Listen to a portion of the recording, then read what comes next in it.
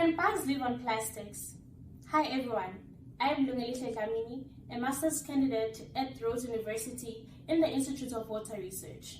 I'm talking about bugs, not the tiniest ones that are found in your cupboard.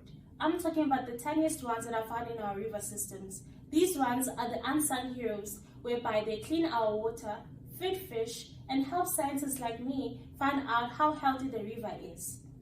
Now imagine you're one of the tiniest bugs, living happily in your water, on rocks, leaves, and wood. But suddenly, plastics arrive. Plastic bottles, plastic bags, and plastic wrappers. So, here's my research question.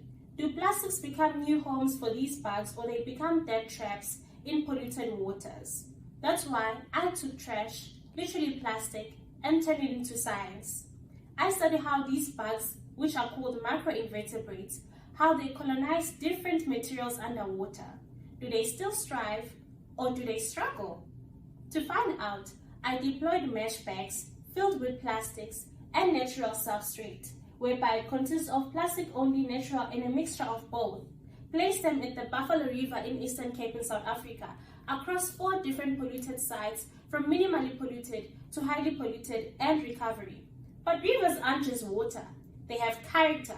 They're fast-flowing like riffles and also slow-flowing into pools. These are called hydraulic biotopes. They shape how microinvertebrates behave and also survive.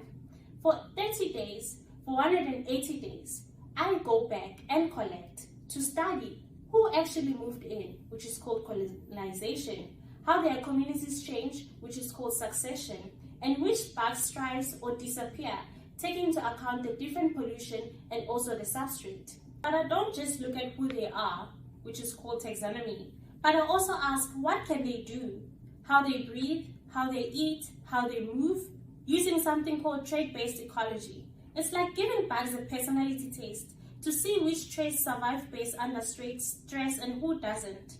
And this will give us a clear reflection on our water quality. My study is inspired by the intermediate disturbance hypothesis, which says that biodiversity thrives in moderate disturbances, where both sensitive and tough species coexist. So the big question is, are plastic bottles just litter, or they're building a new neighborhood underground? Some thriving and some other collapsing. And this is all shaped by how we actually treat our waters, because even the tiniest bug can tell us the biggest stories about our environment. And understanding this can help us rethink plastic pollution, help us manage our biodiversity, and also how we can protect our rivers in South Africa and beyond. Thank you.